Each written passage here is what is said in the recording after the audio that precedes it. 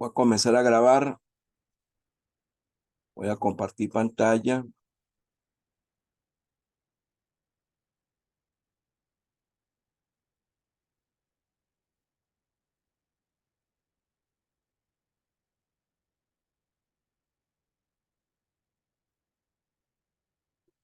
Bien.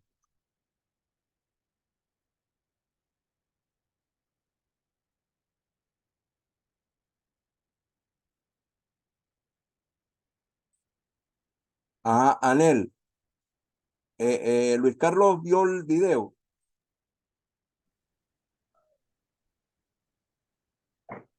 Luis Carlos, Doc, no, le soy sincero que no lo vi. bueno, tienes que verlo. Sí, señor. Observo que no están viendo las clases los que no asisten, ¿no? Porque estuve visitando mi canal y veo que hay apenas dos visualizaciones de las últimas tres, cuatro clases.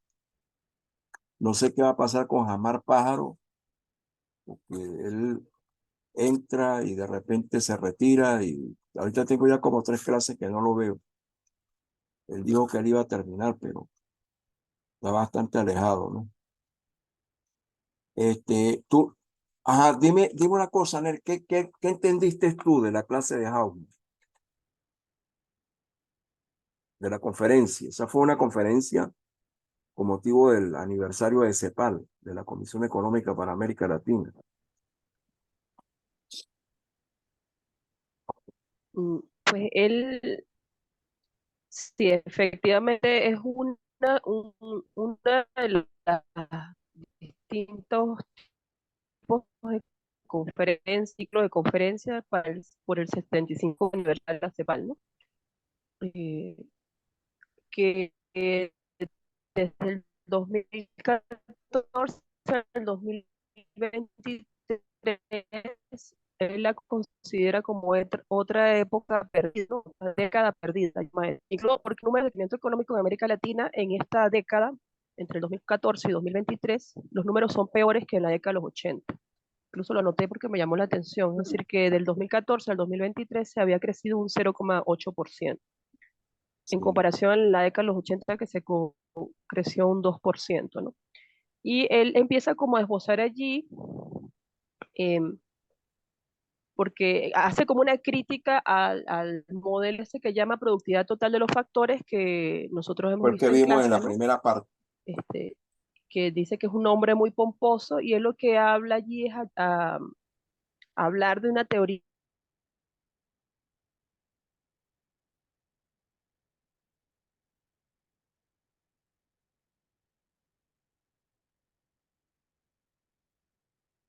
Se congeló Anel. Sí, eso veo, Doc. Se le habrá ido la energía. No, eso es la internet, que no le está funcionando bien.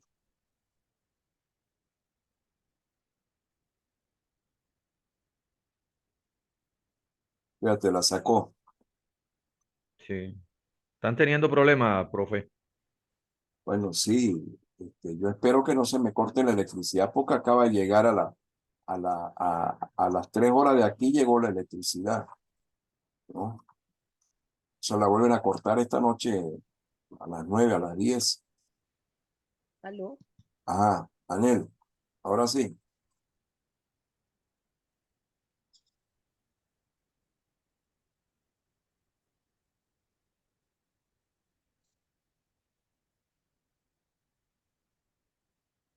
Ajá, ¿Me escuchan? ¿Me sí, sí, escuchan? sí, Disculpe, es que creo que se perdió la señal, no sé qué pasó. ¿Me escuchan? sí, sí. Sí, Anel.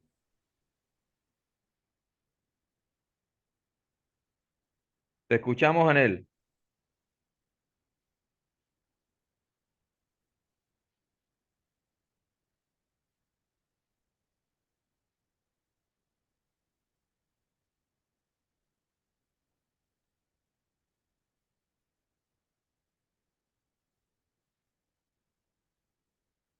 Ajá, Anel,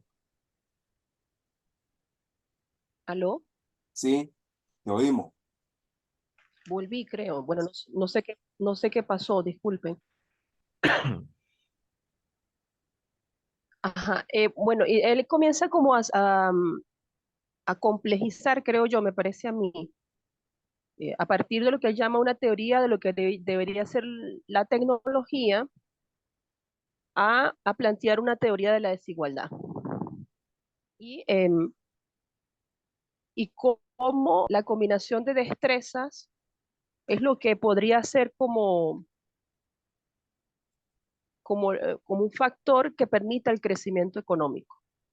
Entonces, lo que entendí es que un país o el mundo se divide entre capacidades productivas, entre lugares donde se ubican esas capacidades productivas y cómo se producen productos.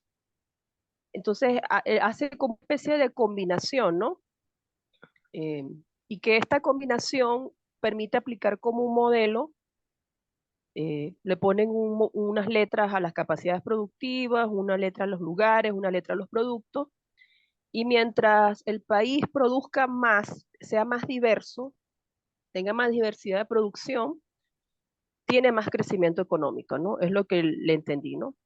Entonces, la diferencia entre países es como las características, pues, de este ecosistema donde se juntan como todas estas capacidades que tiene la gente, ¿no? Él pone unos ejemplos significativos, ¿no?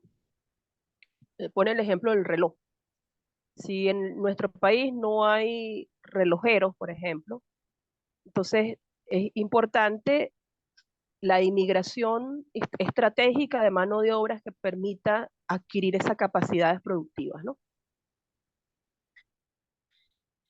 Claro, Entonces, él dice que se combinan de todas esas destrezas, se permite que el país habla allí un poco de la mano invisible del mercado, ¿no? Este, los precios, las ganancias, explica todo esto de forma muy didáctica y cómo producir bienes públicos, ¿no? Entonces él dice que la diversificación consiste en actividades que no existen hasta el momento, es decir, como actividades inéditas y novedosas. Y que en América Latina, eh, como que el ecosistema que nosotros hemos creado no permite el financiamiento de investigaciones y de dar créditos a esas actividades que permitan la diversificación de la economía, ¿no? Y no hay apoyo, digamos, del Estado, de las instituciones estatales, los bienes públicos para invertir en esa diversificación. Bueno, lo de la desigualdad no lo entendí mucho porque él hablaba como de hacer, es decir, para él la desigualdad es como hacer tortas de distintos tamaños, es lo que entendí, ¿no? claro. Él Que no dice que la permiten combinar desigualdad como está esas letras.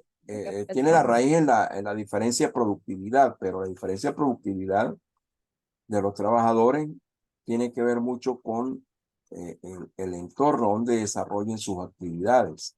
Entonces, él pone el ejemplo de un chapaneco, una persona de Chiapas, del sur de México, que se va para Ciudad de México, y en Ciudad de México es altamente productivo, pero en Chiapas su nivel de productividad es bajo porque Chiapas tiene menos letras que las que tiene Ciudad de México, ¿no? Eh, entonces eso marca la diferencia, eso marca la diferencia, es decir, el entorno, ¿no? En realidad, recuerdo una frase del maestro Asdrúbal Baptista, que falleció en medio de la pandemia en Barranquilla, Colombia. Asdrúbal decía, no hay individuos improductivos, hay sociedades improductivas, ¿no? Sí. Es decir, Sí, de hecho, ujú. no, no, Disculpe. continúa. Eh, de hecho, él pone el ejemplo, no recuerdo ahorita cuál es el departamento o la región de México que él coloca de ejemplo. Creo que, Chiapas, no Chiapas, recuerdo si es es Chiapas, Chiapas. exacto. Porque él decía, bueno, Chiapas, la región de México más pobre, pero es más pobre por culpa de los habitantes de Chiapas o es culpa del sistema que se mueve en Chiapas o digamos, de la Claro, ahí es donde él desigualdad en la dice, bueno, distribución de la... un trabajador de Chiapas que migra a la Ciudad de México es mucho más productivo allá que en Chiapas, ¿no? Sí, Y, uno y, pone unos y, ejemplos muy significativos, ¿no? y pone ejemplo de cómo de otras regiones de México emigran a la Ciudad de México y tienen una productividad equiparable, ¿no? Es como cuando tú te vas de aquí, emigras de Venezuela o de Colombia a Estados Unidos, tu productividad inmediatamente aumenta.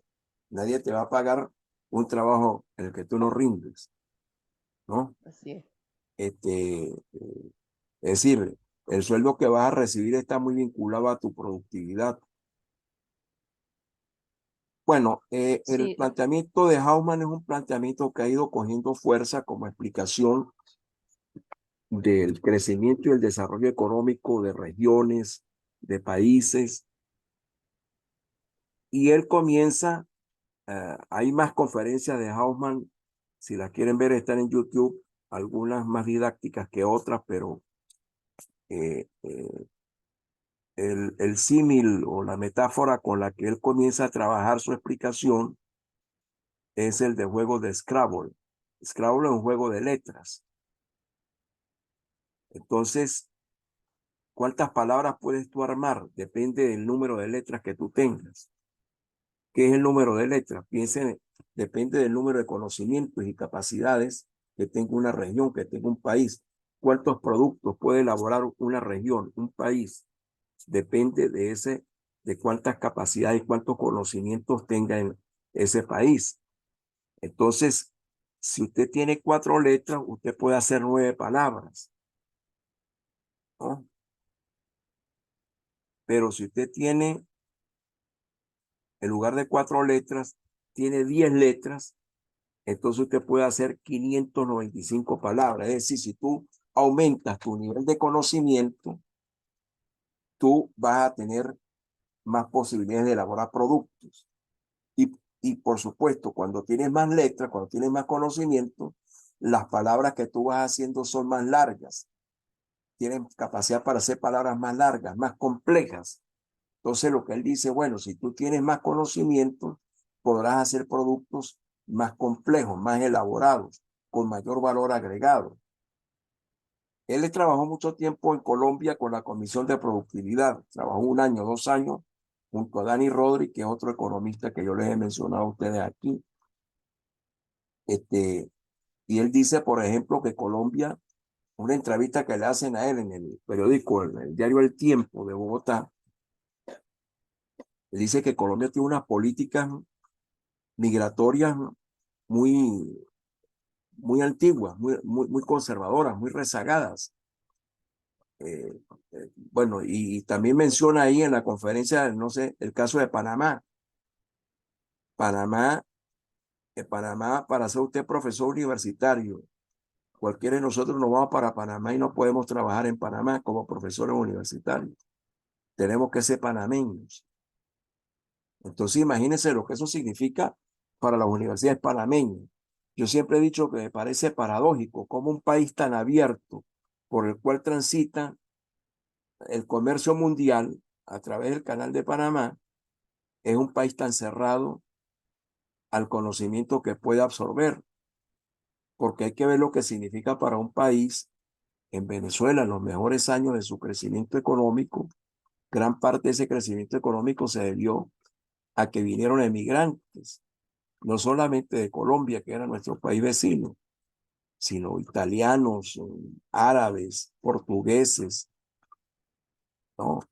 Eh, hay zonas de desarrollo muy importantes en el país que lograron esos niveles de desarrollo gracias a esa emigración. ¿Y qué eran esos emigrantes? ¿Qué traían en la cabeza? Experiencia y conocimientos, ¿no? Es decir, esos emigrantes nos ampliaron, nos ampliaron el número de letras. Igualmente, cuando formamos nuestros recursos humanos, ampliamos nuestro número de letras. Pero piénsenlo ahora en reverso, lo que significa para países como los nuestros cuando se nos va la gente, cuando se nos va ese personal capacitado. La posibilidad de hacer palabras complejas, es decir, de producir bienes complejos, productos complejos, se reduce. Ahora, ¿por qué son importantes esos productos complejos? Porque esos productos complejos requieren mucho nivel de conocimiento para poder elaborarlo. No es lo mismo hacer un avión, hacer un tractor, que hacer una empanada, ¿no? O que hacer un plato de comida. Es decir, para hacer un avión en un país se necesita mucho conocimiento, muchas partes, algunas son importadas, otras se hacen dentro del país, pero ensamblar todo eso y convertirlo en un avión que vuele y que sea seguro, pues requiere muchos conocimientos, ¿no? Entonces, al final él llega a la conclusión de que los países que producen bienes más complejos, y para producir bienes más complejos se necesita más conocimiento, son los que tienen mayor crecimiento económico. Entonces, en ese contexto es que él dice, bueno, ¿qué le pasa a Colombia?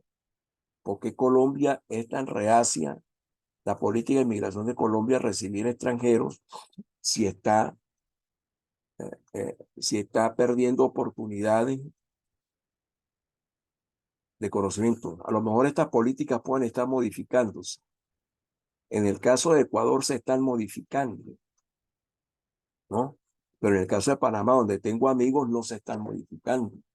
Tengo amigos, colegas, profesores universitarios que no pueden trabajar como profesores universitarios en Panamá porque no son panameños.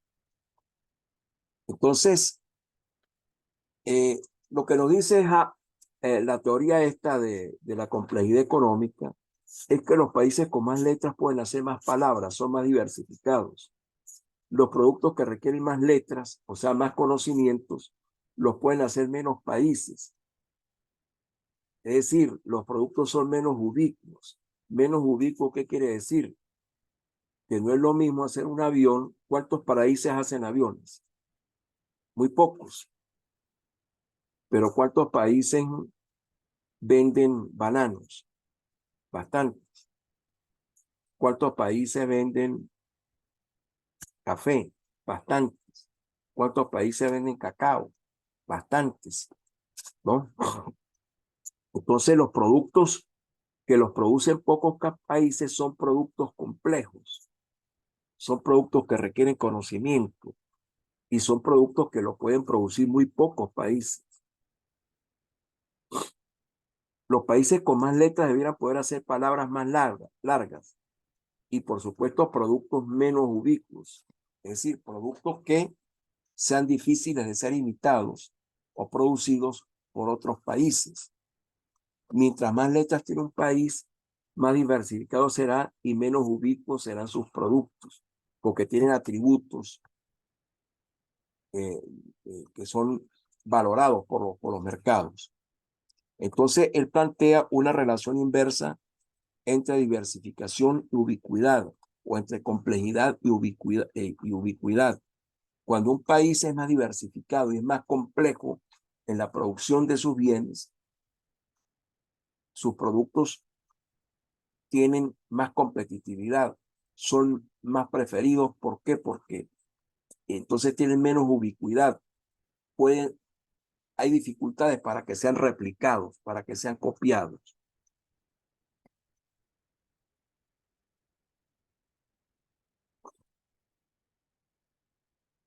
Al final dice, bueno, juntar las distintas formas de conocimiento que impulsan una economía es como componer palabras de un juego de Scrabble. Las más largas y sofisticadas necesitan muchas letras. Los productos más largos, más complicados, más complejos, necesitan más conocimiento. Mientras que poner sobre el tablero palabras cortas y simples, eso se puede hacer con unas pocas letras de uso común. Caso de Venezuela, en el comercio mundial. ¿Por qué se conoce Venezuela? Por el petróleo. Ahora, el petróleo es una materia prima, es una commodity. O sea, no necesitas capital, necesitas tecnología, pero hay muchos países que producen petróleo, pero hay muy pocos países que producen aviones. Hay muy pocos países que se ganan los premios Nobel de economía o de cualquier ciencia, ¿verdad? Donde se originan esos productos complejos.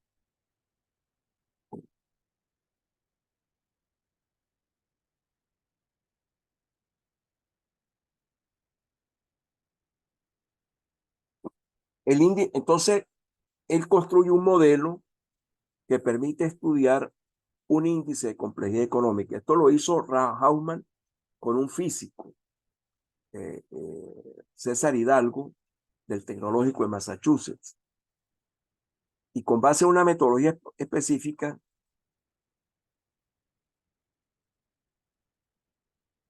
con álgebra matricial y teniendo información del comercio internacional, se crea lo que ellos llaman un índice de complejidad económica. Y ese índice de complejidad económica va a reflejar la cantidad de conocimiento productivo acumulado por una economía. Y ese conocimiento productivo acumulado por una economía depende de dos variables: diversidad y ubicuidad. La diversidad son la variedad de productos que un país es capaz de producir y exportar. Si un país tiene los recursos necesarios y exporta una extensa gama de bienes y servicios, tendrá una calificación mayor en el índice de complejidad económica. ¿Qué es lo que pasa con los países nuestros? Incluso Colombia, que tiene un desarrollo manufacturero superior al de Venezuela. Ya en Colombia, petróleo es más de la mitad de las exportaciones de Colombia. Sí, están concentradas. Están concentradas. Hay muy poca diversidad. Pero ¿cuántos productos exporta Estados Unidos? ¿Cuántos productos exporta Dinamarca? ¿Cuántos productos exporta Nueva Zelanda? ¿Cuántos productos exporta China? ¿No? ¿Y cuántos de esos productos son commodity? Commodity es un producto que se diferencia muy poco de los productos que son similares: papas, plátano, cambur, ¿no? Materia prima en muchos casos, profe. Sí, son materias primas, pero eso lo puede producir cualquiera que tenga las condiciones agronómicas y climáticas. Repito, él pone el caso de un avión y pone la figura del avión. Para hacer un avión se requieren muchas cosas. Muy pocos países producen aviones. Un avión es un bien muy complejo. Entonces, si un país tiene los recursos necesarios y exporta una extensa gama de bienes y servicios, tendrá una calificación mayor en el índice de complejidad económica, en comparación con los que solo son capaces de producir y exportar una variedad limitada de productos. La ubicuidad mide el número de países que son capaces de producir un bien o servicio determinado. Los bienes y servicios más sofisticados provienen generalmente de economías complejas. En esta, los individuos interactúan en sofisticadas redes de transmisión y aprovechamiento de conocimientos, y debido a su gran complejidad, dichos bienes tienen escasa o nula competencia en los mercados. Es decir, son productos con unos atributos muy difíciles de replicar, y entonces son muy pocos los países que lo pueden producir.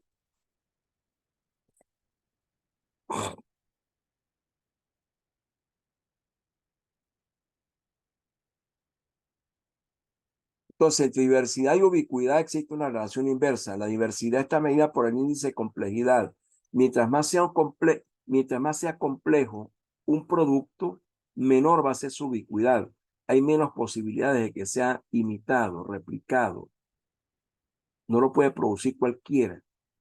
En eso consisten los bienes de complejidad.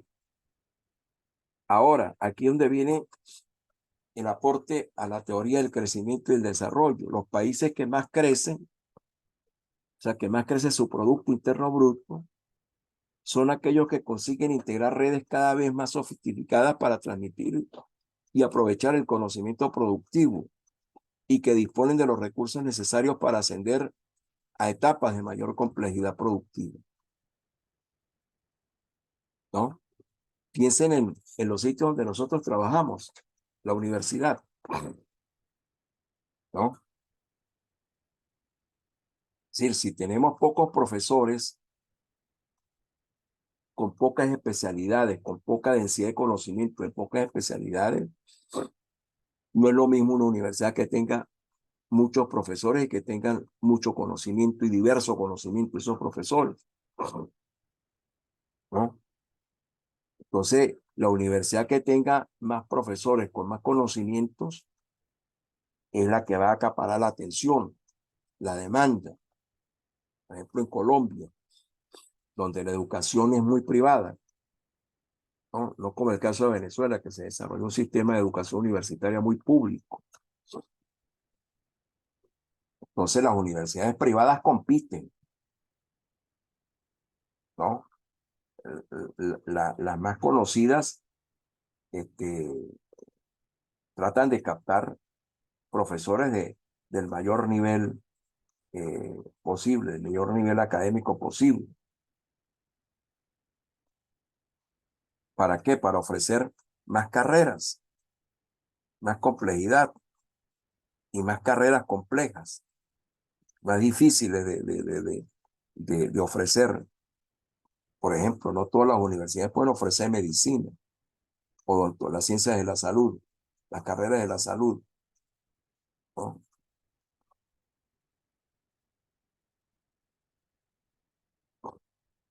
Entonces, el índice de complejidad económica es una medida de capacidad económica que puede ser inferida de los datos de información que conecta o relaciona las localidades o los espacios con las actividades que están presentes en esas localidades. Por ejemplo, ellos hicieron estudios en Chiapas.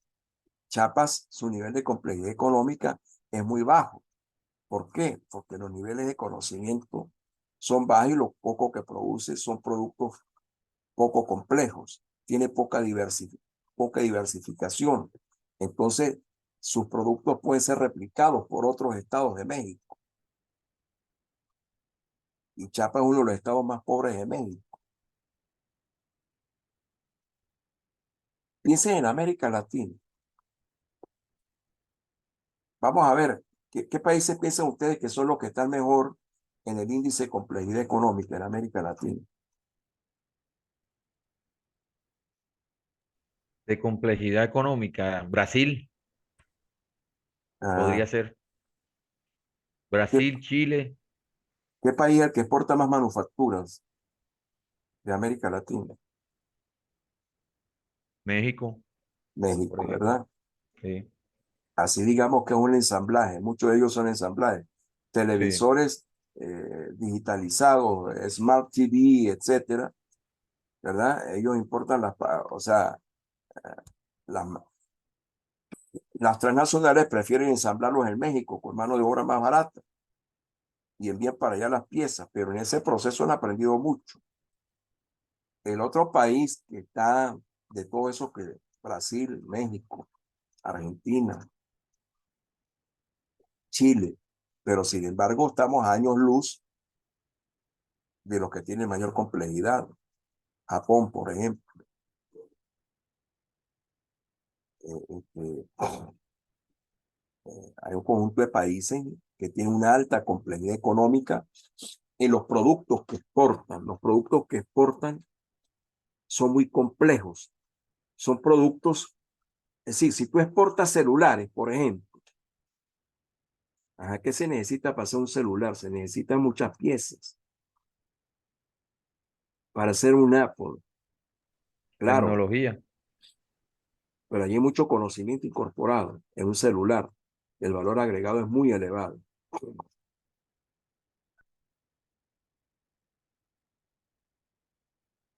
Entonces, la complejidad económica se define como una medida del conocimiento de una sociedad a través de los productos que fabrica. La complejidad económica de un país se calcula en función de la diversidad de las exportaciones. ¿Qué es lo que pasa con América Latina?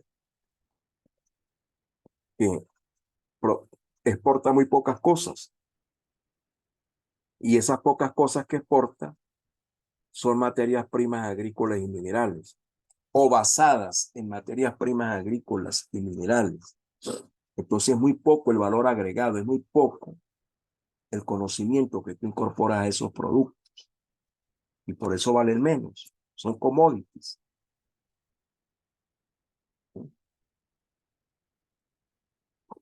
Entonces, la complejidad económica de un país se calcula en función de la diversidad de las exportaciones que produce un país y su ubicuidad o número de países que pueden producirlas.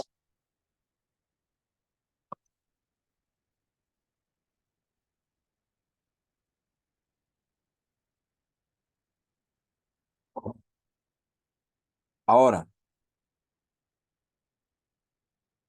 el índice de complejidad económica tiene un carácter predictivo porque existe una fuerte correlación positiva, una asociación positiva entre el índice de complejidad económica y el desempeño económico de los países, regiones o ciudades. Por ejemplo, Chiapas tiene un bajo Producto Interno Bruto. ¿Por qué? Porque tiene muy baja complejidad económica. Ciudad de México tiene un mayor Producto Interno Bruto por habitante. ¿Por qué? Porque tiene mayor complejidad económica. En Ciudad de México y sus alrededores, en Monterrey, en las ciudades que están más pegadas por el norte de México, hacia el norte, hacia Estados Unidos, esas ciudades tienen mayor complejidad económica. Allí se instalan las fábricas de empresas transnacionales, no solamente norteamericanas. Recuérdense que México pertenece a un tratado de libre comercio entre México, Estados Unidos y Canadá. Y que ese tratado de libre comercio significa que esos mercados están conectados, tan libres, que lo que yo produzca en México pasa hacia Estados Unidos con 0 arancel y pasa hacia Canadá con 0 arancel. Pero a lo mejor me conviene producirlos en México y no producirlos en Canadá o en Estados Unidos. Entonces yo instalo la fábrica en México. Esa es una de las razones por las cuales México ha aumentado su complejidad económica. Entonces el índice de complejidad económica permite comprender las diferencias de ingresos por habitante entre países.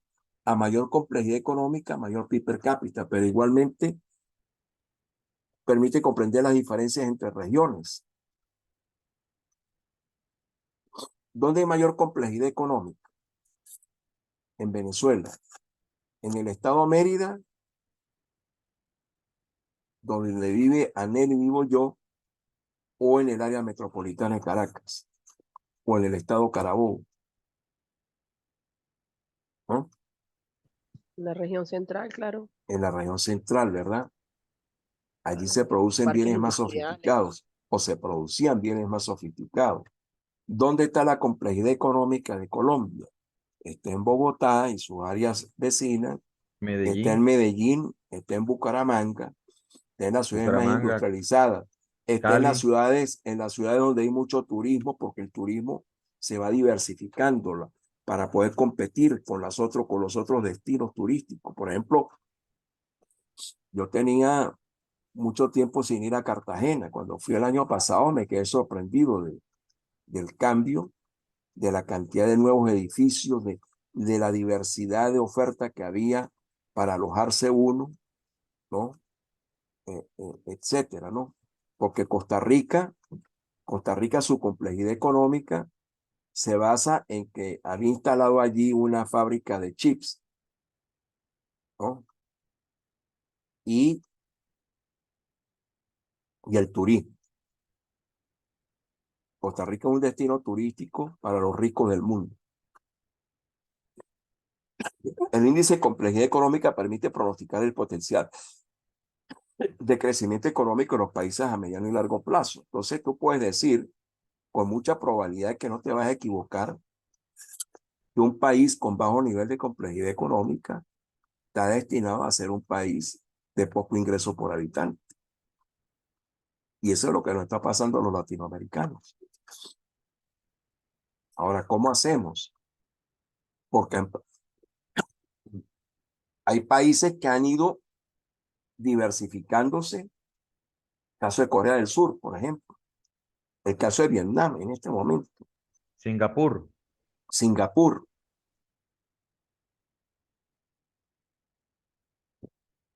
Entonces, y se puede ver la asociación positiva. Mientras más aquí en el eje horizontal está la complejidad económica, el índice de complejidad económica. Mientras mayor sea el índice de complejidad económica, mayor va a ser el ingreso por habitante de los países. Ahí se ve claramente la correlación positiva. Y también, aquí también, mientras más letras, más rico. O sea, mientras más letras, más conocimiento, productos más complejos, más, eh, más ingreso por habitante, más productividad. Aquí está el ranking de los países de complejidad económica en el 2015, en función de los productos que exportan, qué tan complejos son. Entonces está primero Japón, segundo está Suiza, ¿no? Tercero está Alemania, cuarto está Corea del Sur, quinto está Austria, sexto está Suecia, séptimo la República Checa, octavo Hungría, 9 Singapur.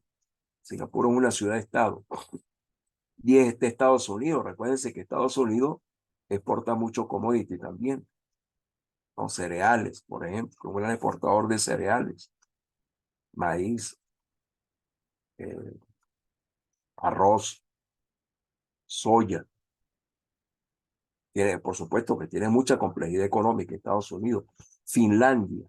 Fíjense que ya estamos hablando aquí en complejidad económica de, de Suecia, Finlandia, que son los países nórdicos, ¿no?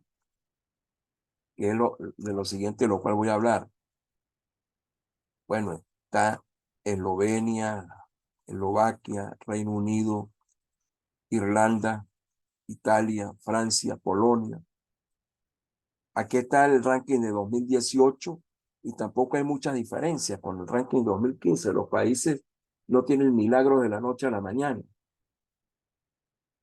Sí, ese conocimiento se convierte en parte de la estructura de los países, pero tiene que irse abriendo los países, generando oportunidades para que venga ese conocimiento, para que vengan esos capitales, para que venga esa tecnología y pueda elaborarse productos que puedan ser exportados.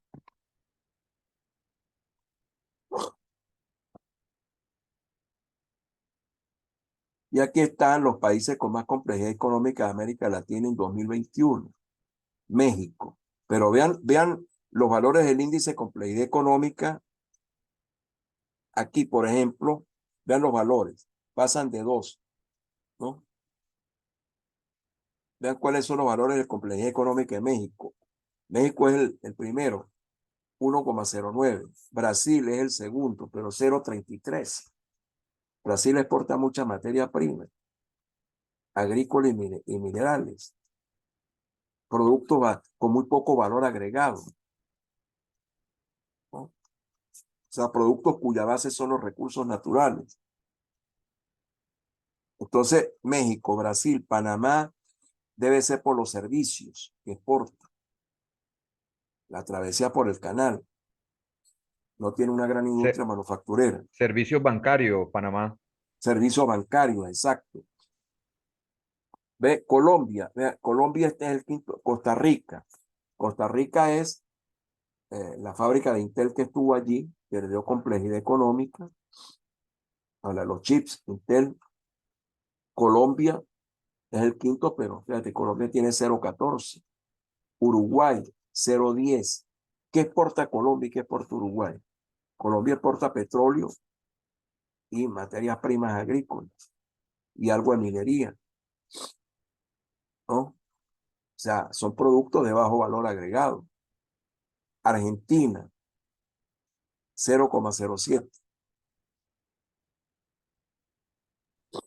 Bueno, Me, me, me preocupa Chile, doctor Alejandro, porque Chile, 10 años atrás, 15 años atrás, era un país que tenía una tecnología avanzada. ¿Qué ha ido pasando? no, lo que pasa es Porque, que Chile exporta mucho, pero son bienes poco complejos. O sea, el vino no es un bien complejo.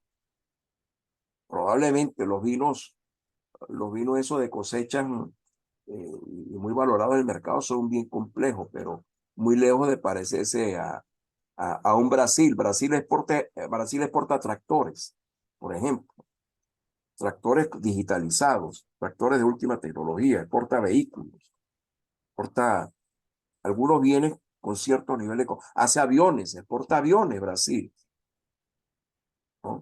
Los Embraer, aquí en Venezuela hemos tenido aviones brasileños cubriendo rutas nacionales, ¿no? Entendido que el avión es un bien complejo.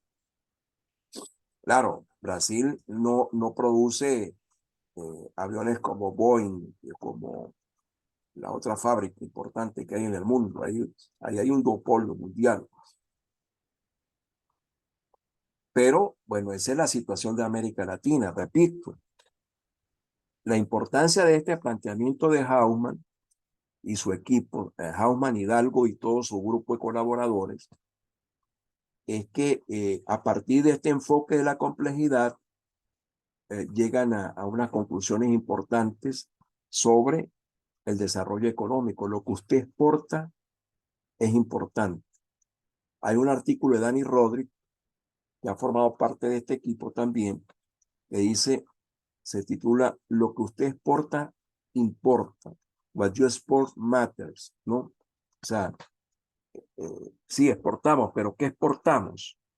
Porque, ¿qué pasa cuando tú haces un producto complejo? Que puede haber mucho valor agregado nacional.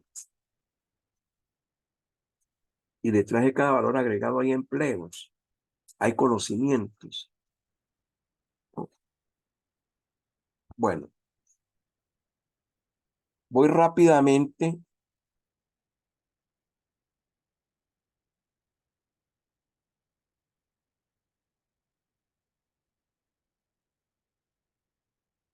Hablarles también de esta situación,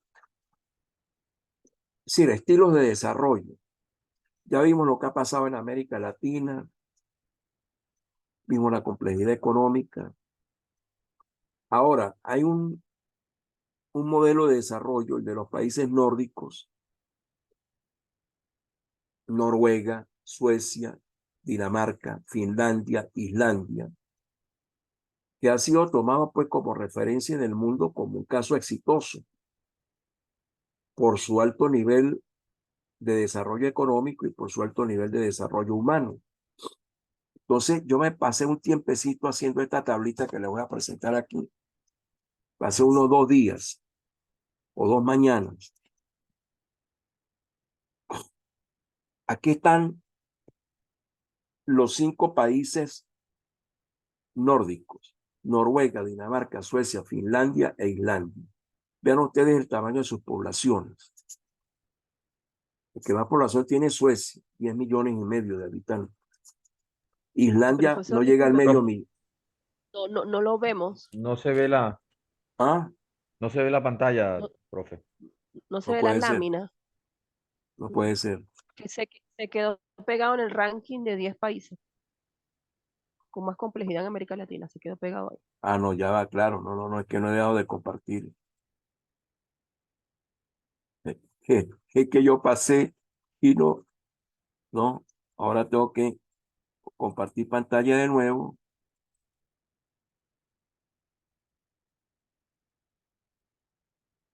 Ya va.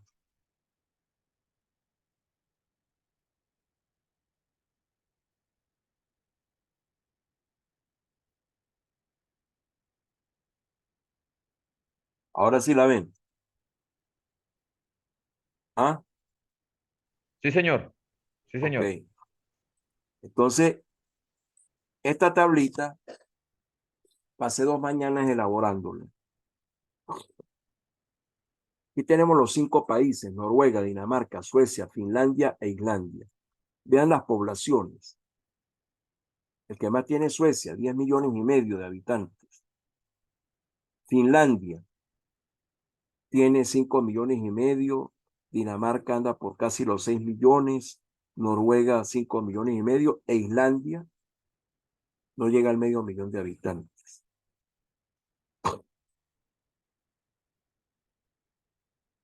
Noruega además es un país petrolero, ¿no? Petrolero y gasífero. Pero vean ustedes, esto ya lo vimos en las primeras clases, el desarrollo humano. ¿Qué lugar ocupan en el ranking de desarrollo humano estos 5 países? Noruega es el segundo con mayor desarrollo humano. Finlandia es el primero, ¿no? No, Finlandia está en el lugar 11. Ahí está, fíjense, entre paréntesis, en la fila de desarrollo humano, ¿qué lugar ocupa en el ranking? Está entre paréntesis, ¿no? Entre paréntesis. Noruega es el segundo. Su índice de desarrollo humano es 0,962, casi 1. Recuérdense que el índice de desarrollo humano va entre 0 y 1. Mientras más se acerca a 1, mayor es el nivel de desarrollo humano. Ahora, ese índice es un índice integrado de 3 dimensiones. Esperanza de vida, mide la dimensión salud,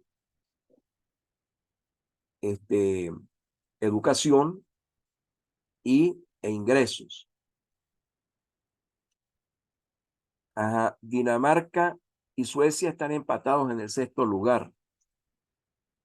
Islandia es el tercero y Finlandia es el lugar 11. Es decir, que entre los primeros 11 países en materia de desarrollo humano hay 5 países nórdicos,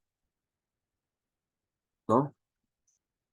Ahora, si seguimos en esa fila, ustedes pueden ver cuáles son los promedios del índice de desarrollo humano en los países de desarrollo humano muy alto, que es donde están estos países. Ven ustedes que los países nórdicos están muy por encima del promedio de índice de desarrollo humano de los países de desarrollo humano muy alto y, por supuesto, muy por encima de los de desarrollo humano alto, medio y bajo, y del de América Latina. América Latina, el promedio del índice de desarrollo humano es 0,754 y ellos están 0,962, 0,948, etc. Vean ustedes cómo son de longevos. Y esa longevidad lo que muestra es un sistema de salud muy eficiente, que a lo largo del tiempo refleja en la esperanza de vida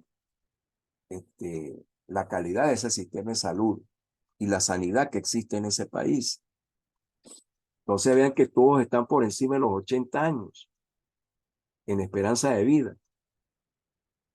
Pero los países de desarrollo humano muy alto, su promedio es 78,5, pero en América Latina el promedio es de esperanza de vida es 72,1. Ve usted que tenemos una brecha allí en América Latina y los países nórdicos de más de 10 años. Esos 10 años son una eternidad. ¿Qué hay detrás de eso? Un sistema de salud preventivo y curativo muy eficiente.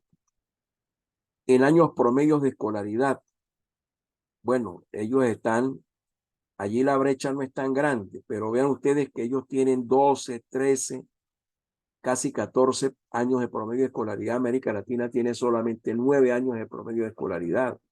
Y los países de desarrollo humano muy bajo tienen apenas, no llegan a los 5 años de escolaridad promedio, ¿no? Y ellos están por encima incluso del promedio de los países de desarrollo humano muy alto. Años esperados de escolaridad también están muy por encima de los demás países del mundo. Y en ingreso per cápita están entre los que tienen más dinero, medido en paridad del poder adquisitivo. En desigualdad, ¿cómo están ellos? En desigualdad, ellos tienen un índice de Gini. Acuérdense que el índice de Gini está entre 0 y 1. Mientras más se acerque a 0, hay más equidad. Mientras más se aleje mientras más se acerque a 1, hay más desigualdad. Entonces vean que ellos, vean los valores que tienen del índice de Gini. 0,27, 0,27, 0,29, 0,27, 0,26. Bueno, vean cuáles son los promedios o los rangos en los países de desarrollo humano muy alto. 0,232, 0,498, Panamá. Es decir, Panamá es un país con buena economía, pero tiene una desigualdad tremenda. En los países de desarrollo humano alto, bueno, Sudáfrica tiene 0,63. O sea, es el país de ese grupo de países de desarrollo humano alto con mayor desigualdad. Bueno, Colombia. Colombia superó ya a Brasil en desigualdad.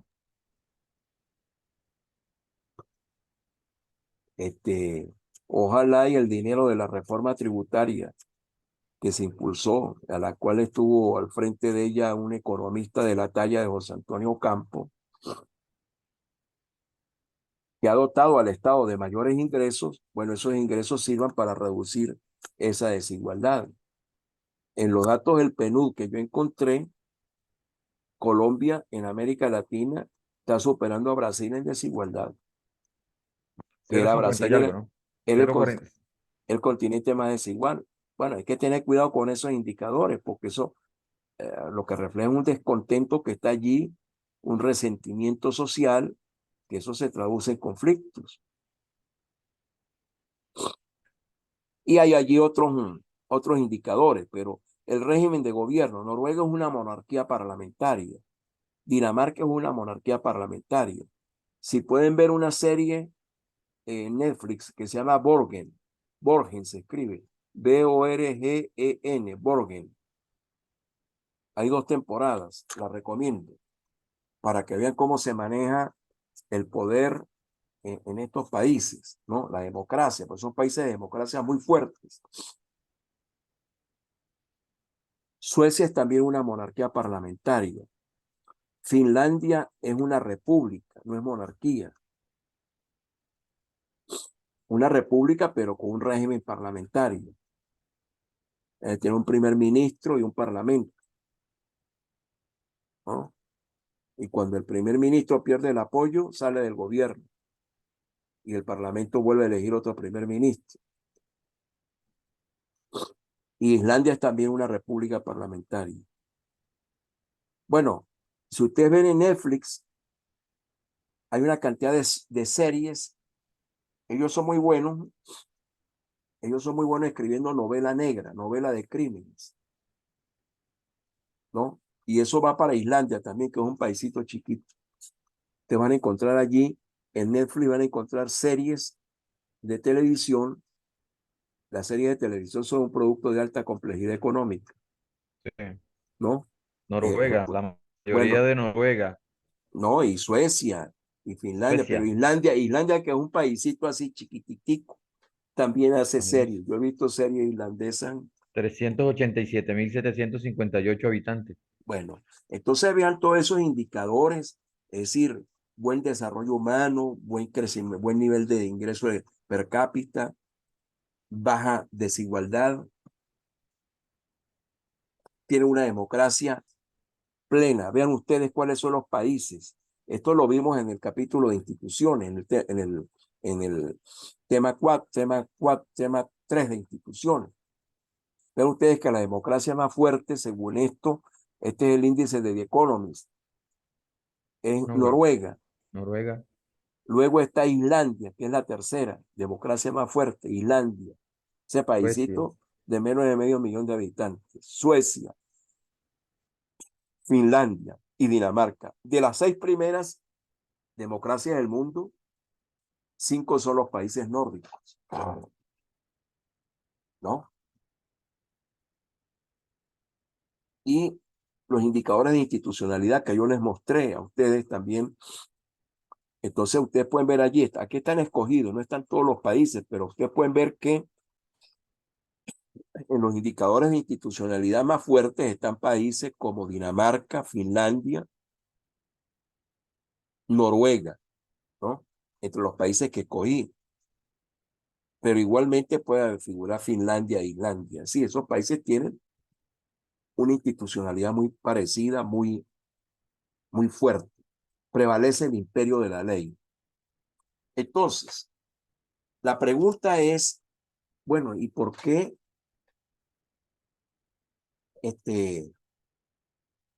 qué factores explican ese éxito que han tenido estos países? Es decir, si nosotros pudiéramos copiarnos, ¿no? Si los países pudieran copiarse de otros, pero son realidades diferentes, historias diferentes, culturas diferentes, etcétera. No es como un laboratorio, pero todos desearíamos parecernos a esos países, ¿sí o no? Democracia plena, buena economía, países equitativos, países con alto nivel de desarrollo humano, con buena salud, buena educación. Caso de Finlandia en la educación, es la que mejor sale en los indicadores de la prueba esta, que es la que participa Colombia, por cierto, la prueba esta que mide el conocimiento en lectoescritura y matemáticas, ¿no? Las PISA. La PISA, la prueba internacional. Y Finlandia es el país del mundo donde se remuneran mejor los maestros, donde todo el mundo se inclina ante los maestros, etcétera, ¿no? Pero entonces, ¿cuáles son los factores que explican el éxito del modelo nórdico? O sea, ¿por qué ellos sí? ¿Por qué nosotros no? Hay otros países exitosos, por supuesto, pero tener todas estas virtudes no es cualquier cosa. Bajos niveles de corrupción, alto nivel de democracia. O sea, ¿cómo lo lograron? Y no lo lograron de la noche a la mañana. Y se han equivocado también.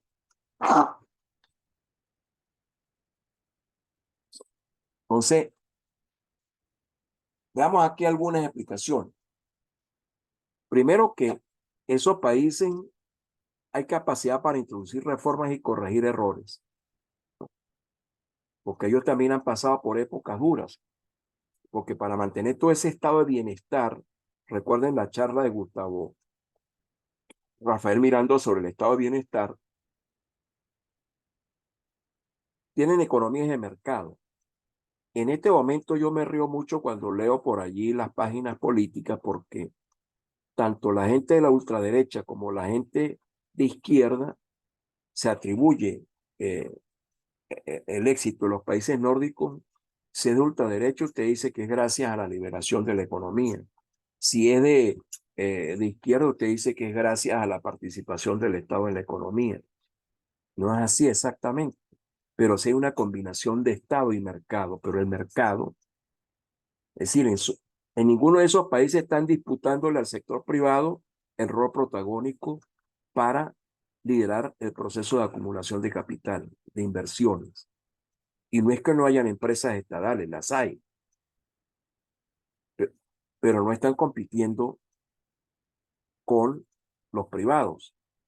Por ejemplo, Noruega, que además de todas esas virtudes es un país que tiene petróleo y gas, y ya era industrializado y ya era un país desarrollado cuando descubrió el petróleo y el gas. Noruega tiene un fondo intergeneracional, está por encima del millón de millones de dólares, ¿no? Un fondo donde guardan plata y de ahí sacan solamente, ese fondo se nutre de rendimientos, de intereses todos los años. Pero el gobierno no ha caído en la tentación de gastar esa plata. Solamente puede gastar un porcentaje de los intereses que se ganan ese año para completar el presupuesto que normalmente tiene el Estado noruego. Está prohibido sacar plata de ese fondo para invertirla dentro del país, para no generar una expansión monetaria que pueda generar inflación. El fondo es vigilado, ¿no? Lo controla el Parlamento noruego. Y usted no puede invertir, por ejemplo, en sectores donde hay burbujas que suben y luego caen, por ejemplo, el sector inmobiliario. No le permiten invertir en el sector inmobiliario. O sea, las inversiones que tiene que hacer son muy seguras. El criterio del inversor prudente, del inversionista prudente. Entonces, un segundo factor es economía de mercado, la alta competitividad y complejidad económica, un alto gasto en investigación y desarrollo. Fíjense ustedes, en América Latina, el país que más gasta en investigación y desarrollo es Brasil, está en el 1%. La UNESCO recomienda el 2% del Producto Interno Bruto. Estos países invierten entre el 3 y el 4% del Producto Interno Bruto. O sea, el doble de lo que recomienda la UNESCO. Hay una alta calidad institucional, prevalencia del imperio de la ley, bajos niveles de corrupción, democracias muy fuertes, como demostré. Sindicato fuerte. Este es otro componente del menú. Sindicatos fuertes. Sí, Pareciera una paradoja, ¿cierto? claro, porque Conociendo pues la tiene función de los sindicato sindicatos. fuerte, pero tiene flexibilidad del mercado laboral. ¿Qué significa flexibilidad del mercado laboral? Que es fácil contratar y es fácil despedir. Es decir, no es que hay prohibición de votarlo a usted una vez que tiene un empleo, como en nuestros países, que hay leyes que prohíben o sea, que un empresario, bueno, decidió, bueno, tengo que salir de un grupo de personas. Pero esa flexibilidad que es propia de eso que llaman el capitalismo salvaje, se combina con sindicatos fuertes. ¿Cómo logran ellos que no haya conflictos? Primero, el que sale desempleado disfruta de un seguro de desempleo elevado,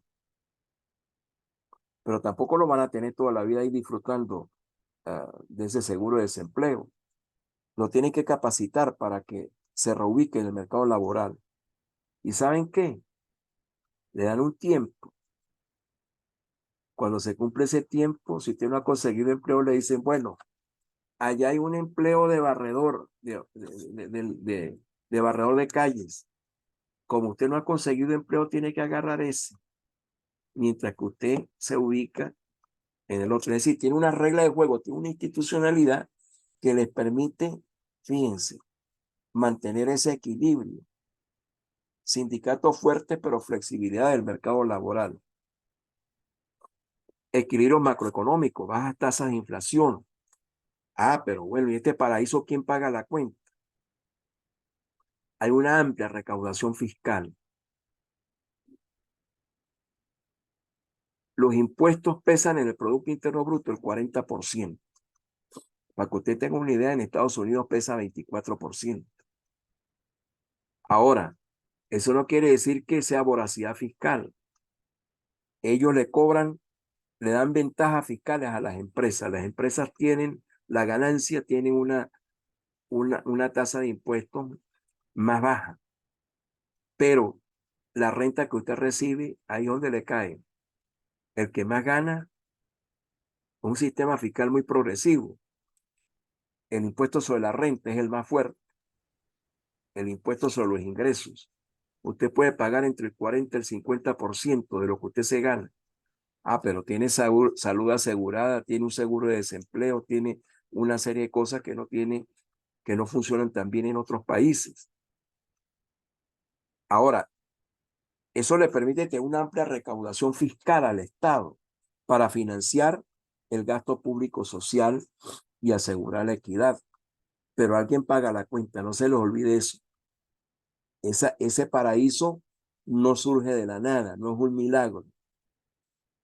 Hay un estado de bienestar financiado públicamente que se lleva el 25 o 30% del Producto Interno Bruto. Eso hay que financiarlo, ¿no? Pero vean, tienen impuestos suficientes para eso. Invierten mucho en la gente, hay alta calidad de los sistemas de salud y educación. Y los gobiernos locales y regionales juegan un rol demasiado importante. Hay descentralización. Si los gobiernos están cada vez más cerca de la gente y reciben los recursos del Estado, por supuesto, para repartirlos, y las empresas contribuyen, etcétera, ¿no? Bueno, estas son las cosas que yo logré reunir hay poca literatura explicativa de análisis económico sobre el modelo nórdico. A mí me extraña eso. Por lo menos literatura nueva. Hay literatura en los años 2000. Pero fíjense, cuando yo introduzco como primera explicación la capacidad para introducir reformas y corregir errores, es porque ellos también sufrieron la crisis financiera del 2008, 2007, 2008. Y el sistema financiero de Finlandia fue uno de los que más colapsó. Ahora tuvieron que introducir reformas fuertes al sistema bancario. Y ahí están de nuevo esas economías con fortalezas, echando hacia adelante, manteniendo los niveles de bienestar y de desarrollo humano que tiene esa población. Sí, pareciera ser que los nórdicos no se casan con ideologías. Hay una fuerte dosis de pragmatismo,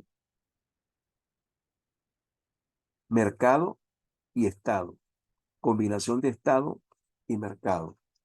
Bueno, ¿algún comentario sobre esto?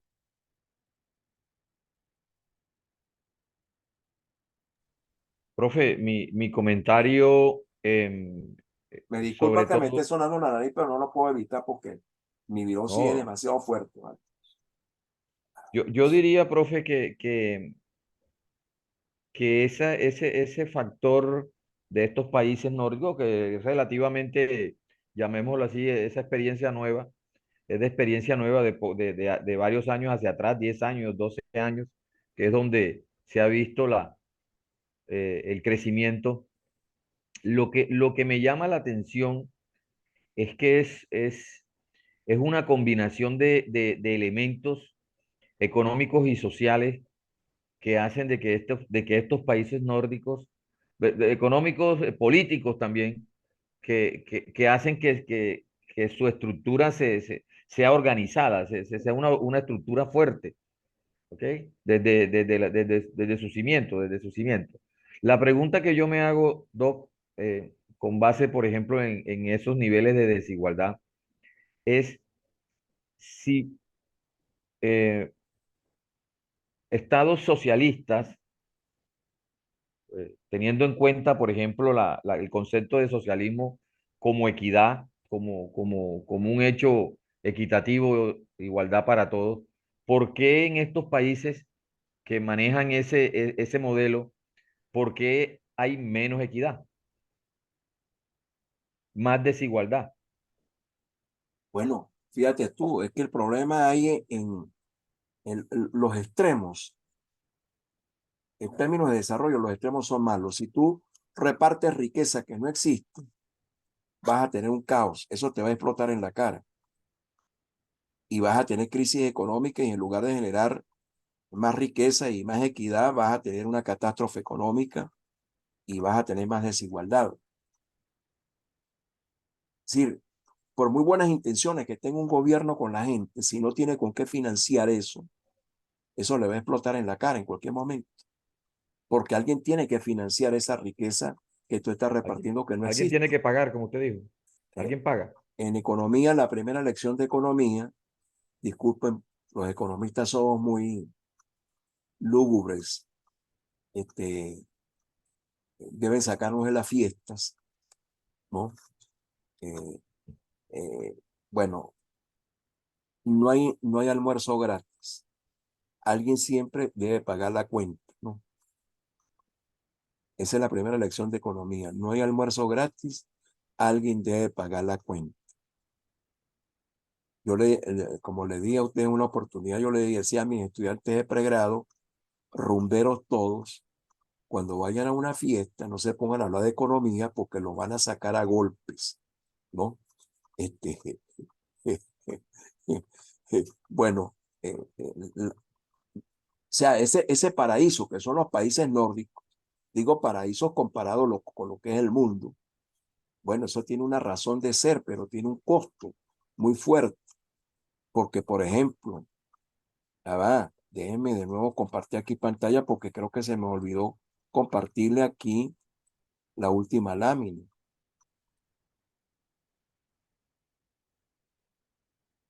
Los desafíos. los desafíos, los desafíos.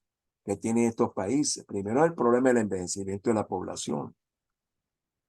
Una población muy vieja, unas tasas Ah, de natalidad muy bajas, ¿no? o Tasas de sea que, fertilidad muy bajas. profe, o sea que acá en estos aspectos que usted nos va a mostrar, ahí están pagando ellos la cuenta. Claro, pero tienen la ventaja de que hay muchos pobres en el mundo que quieren Claro. emigrar hacia allá, ¿no? Si yo tuviera 20 años, me iría para allá, para Suecia, no importa que el sueco sea muy difícil o el danés sea muy difícil de aprender, haría el sacrificio, ¿no? Ellos necesitan mano de obra. De hecho, tienen bastante mano de obra extranjera. Ahora, el hecho de tener una población vieja tiene costos sobre la seguridad social, Claro. la salud. El otro gran desafío es cómo mantengo el financiamiento de esto, porque alguien tiene que pagar la cuenta y a la gente no le gusta pagar la cuenta, sobre todo a mis amigos. Cuando salgo a tomar café o una cerveza con ellos, tengo que vigilarlos para que no se vayan sin pagar la cuenta. Pero como yo soy economista, yo me encargo de recordarles este, eh, que tienen que pagar la cuenta. No se me adelante, pero tampoco se me atrase, ¿no? Este, y un problema que tienen ellos, fíjense, ellos recaudan muchos impuestos. Por supuesto, se los devuelven a la gente, pero a nadie le gusta que le cobran impuestos. Y ellos, repito, el impuesto que más se cobra es el impuesto sobre la renta y el IVA, el impuesto al valor agregado. Progresivos, impuestos progresivos.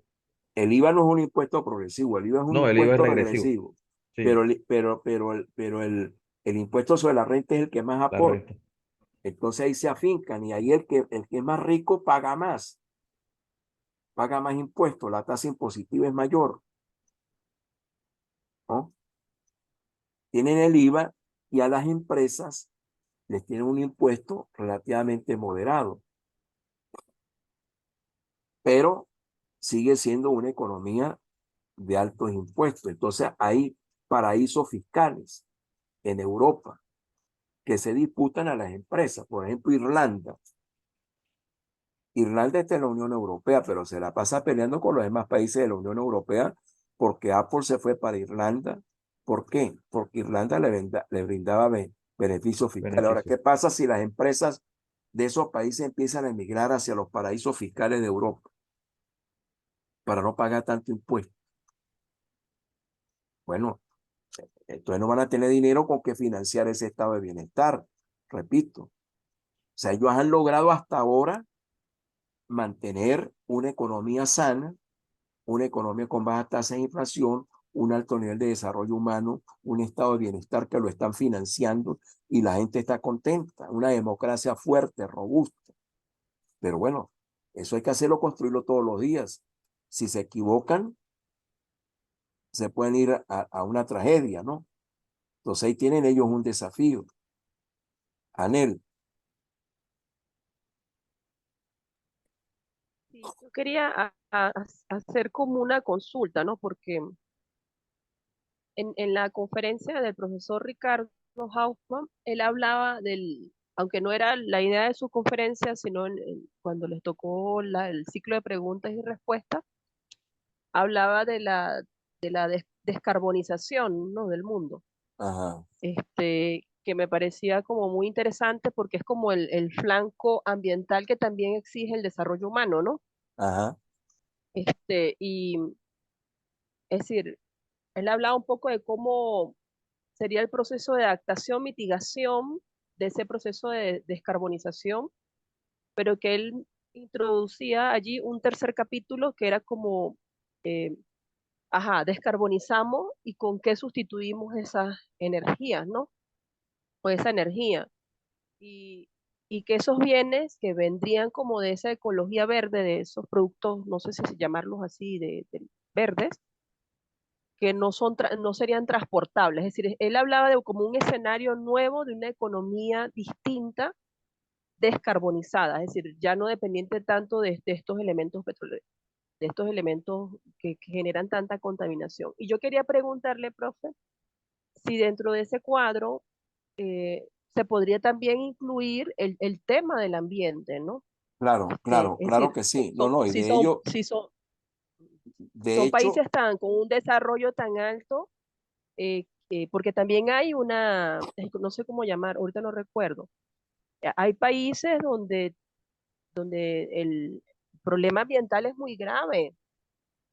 No sé cómo ellos están en ese sentido, ¿no? no, ellos están a la cabeza, en la vanguardia de lo ambiental, sin duda alguna. Además, ellos tienen, no te olvides que Groenlandia está ahí pegadito de Dinamarca, ¿no?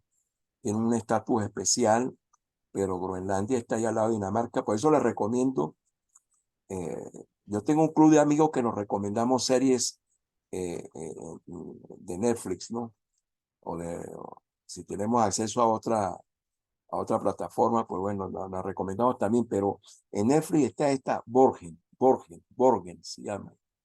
Véanla las dos temporadas para que ustedes vean todos los conflictos.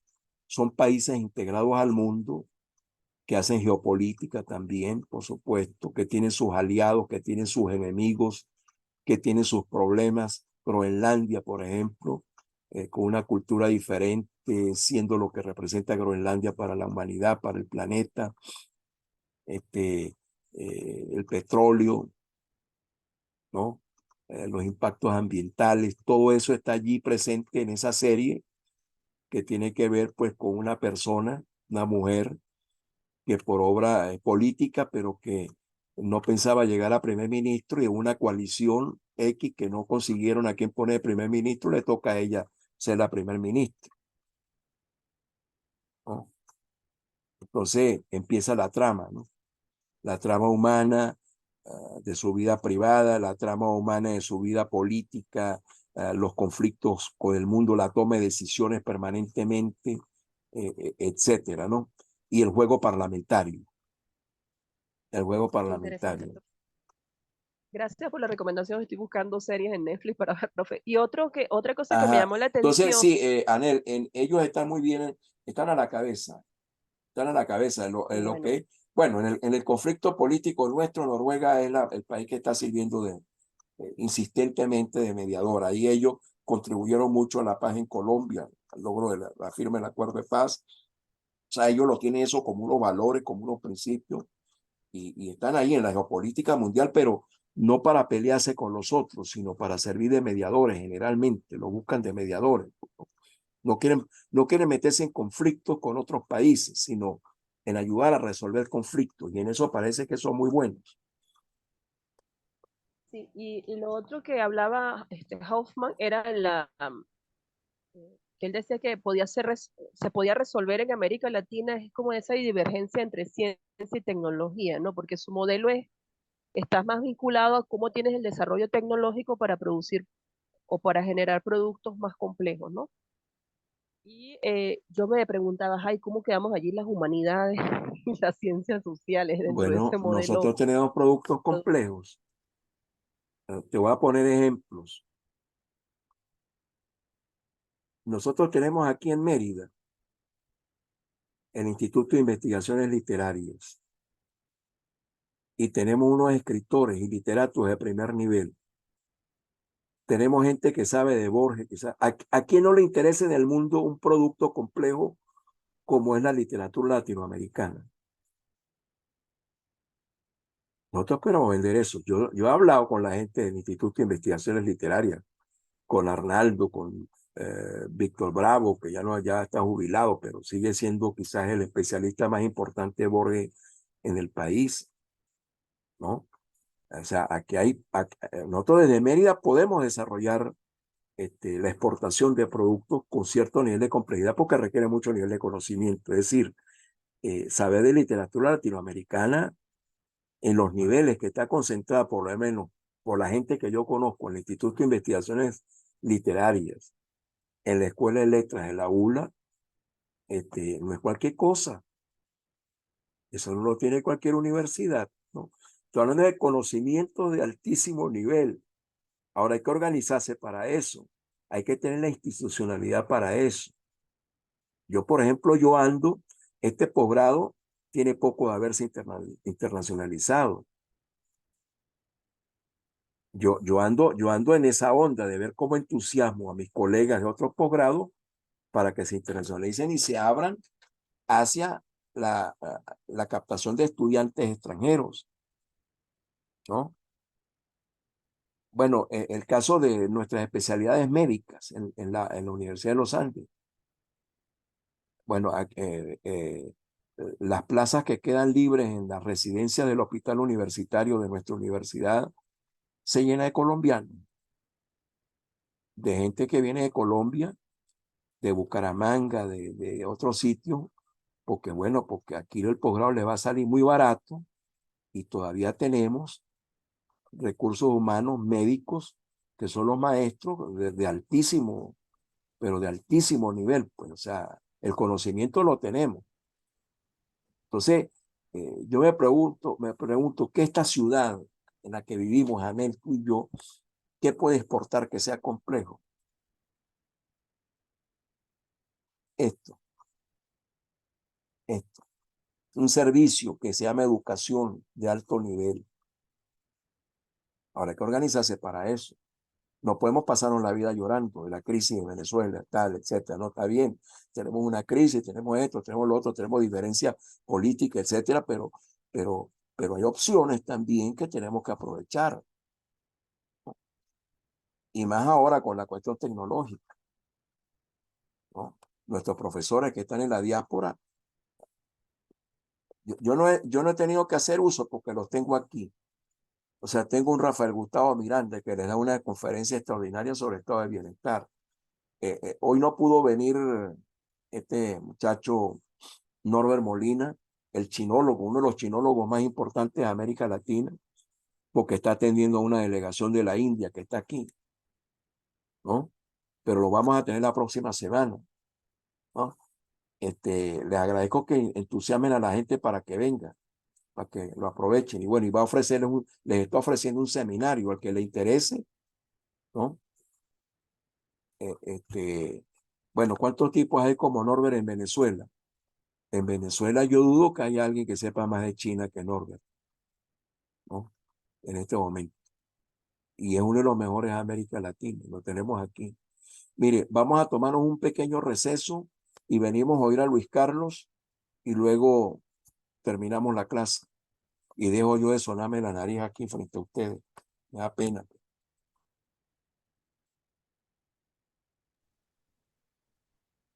Bueno, vamos a continuar.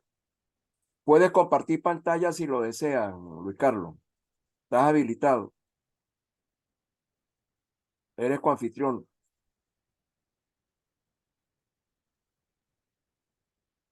Entonces, en esta parte de la clase vamos a oír la exposición de Luis Carlos Valencia sobre el artículo de Nora Lustig que tiene que ver sobre la pobreza y la desigualdad en América Latina, las políticas sociales para enfrentarlas. Entonces, bueno, adelante, Luis Carlos. Desigualdad Claro y que sí, política social en América Latina. claro que sí. Ya pueden ver la diapositiva, Sí, ¿cierto, profe? sí. Muy bien. Entonces, vamos aquí a hacer un recuento sobre ese título, sobre ese escrito realizado por la doctora Nora Lustig, que luego de leer la doc y de leer su historial y su hoja de vida, eh, considero que es una de las de autoras o de, llamémosla, de escritoras más prolífera con respecto a la parte relacionada con la economía latinoamericana. Y pues yo aquí en mi exposición quise traer aquí la relación de sus escritos y su currículum, precisamente para que viéramos que ha escrito más de 70 artículos y libros, todos relacionados en la gran mayoría con la economía y la desigualdad sobre América Latina. Entonces, eh, inclusive está recién nombrada aquí como miembro de la Academia Nacional de Ciencias en los Estados Unidos. O sea que podemos decir de que es eh, una voz válida sobre todos estos asuntos eh, de desarrollo, de todo esto que de la desigualdad que estamos viviendo. Muy bien, entonces empiezo con definiciones de desigualdad, de verdad. Y traje aquí varias, algunas, y empiezo con la de Marx, con la de Karl Marx, que es una de uno de los autores y los eh, pensadores de pronto más importante y más leído y más nombrado que se tiene, ¿verdad? Entonces, en donde él manifiesta que la desigualdad es la define como una distribución desigual. Eh, y obviamente, él en su postura, en su postulado, lo habla sobre que es consecuencia del sistema capitalista, de un sistema capitalista que existe y que existe una clase dominante que posee la mayoría de los recursos y obviamente una, una clase trabajadora que posee muy poco. Eso más ahorita en la diapositiva siguiente vamos a mirar eso, un comentario que hace la autora en donde menciona, en donde habla sobre que el 1% de la población maneja más del 90% de las riquezas del mundo. También traje aquí a Max Weber, también nos habla sobre distribución desigual, pero ya Weber eh, nos habla sobre otros elementos, como lo trata como un fenómeno multicausal, están conformados por unas diferentes causas, no solamente económicas, sino sociales, políticas y culturales. Emile Durkheim también nos habla de la misma manera, pero Emily nos trabaja o nos hace la relación de esa desigualdad teniendo el punto de vista sociológico. Nos dice, nos menciona que ese fenómeno fundamentalmente tiene unas características que son inevitables en toda sociedad y que se justifica dependiendo la contribución que esos individuos manifiestan en esa sociedad. Entonces, también quise traer esa definición porque pues no podemos decir que única y exclusivamente vamos a encontrar una definición de tipo o de corte económico, como la que también miramos nosotros, creo que fue en la primera clase, profe, en la segunda clase, cuando hablamos sobre Amartya Sen, ¿verdad? En donde ese premio Nobel habla sobre la falta de oportunidades de desarrollo de los miembros de esa sociedad, de los individuos de esa sociedad. Aquí la doctora Sen sostiene que la desigualdad es un problema, lo maneja más como un problema social, ya que esos problemas limita o coarta ciertos elementos y potencialidades de las personas, de los individuos para el logro de su desarrollo pleno. Y y otros autores que nos hablan fundamentalmente de esa desigualdad y de esa, de esa problemática y de ese fenómeno. Entonces, ese fenómeno de la desigualdad, como menciono aquí, es un fenómeno complejo que la autora lo trata y lo trata de diferentes factores, de diferentes, nos dice que son diferentes causas y nos dice en primer lugar, en su escrito, en su texto, que son unas causas de tipo estructurales. Y cuando hablamos de factores estructurales, estamos hablando de la base misma de la sociedad. Elementos, por ejemplo, como la misma riqueza o el mismo concepto de pobreza, el mismo concepto de poder social o poder, el poder en una sociedad son elementos estructurales que se encuentran, que la desigualdad se encuentra inmersa obviamente en esos factores. El factores, por ejemplo, como causa los factores de tipo económico que son visibles, palpables en todos estos procesos de desigualdad que existe. Por ejemplo, los elementos, por ejemplo, como el crecimiento económico es un elemento esencialmente económico que toma como factor fundamental para que exista o que se da como factor fundamental para que se dé la desigualdad. Los factores sociales indudablemente se ven reflejados esa desigualdad a través de todas estas series de situaciones, inconvenientes, factores culturales, sociales que manejamos los individuos, que manejan las naciones y los países, que de una u otra forma son causa esencial y fundamental eh, de, de esa desigualdad que se da o que se produce. Como introducción, ella nos hace una gran pregunta dentro de su escrito, y la gran pregunta es, ¿cuál se cree que es el problema más importante que tiene Latinoamérica en estos momentos o América Latina en estos momentos? Y lo expresa y lo dice que para muchos la respuesta es la desigualdad.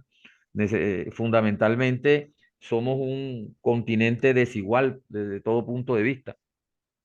Inclusive nos habla de un coeficiente Gini de 0,46, en donde más adelante, en una lámina que ella muestra, que yo traigo, que está en su texto, en su escrito, podemos mirar que es uno de los continentes con mayor desigualdad que existen. También estamos hablando que esa desigualdad tiene un gran impacto negativo económico y social en toda la región, que obstaculiza el crecimiento, impide muchas formas de mejorar y de otros elementos como la movilización, y reduce la cohesión social como elemento fundamental en una sociedad. Nos habla, y lo coloco entre comillas para citarla a ella, que dice que la desigualdad es un problema estructural que requiere eh, unas formas diferentes de estructura, de elementos estructurales para poder combatirla, y que lo que dije ahorita rato, el 1% de la población más rica posee más del 90% de las riquezas. Entonces estamos hablando de eso, hablamos también, y lo habla claramente, sobre el coeficiente Gini, en donde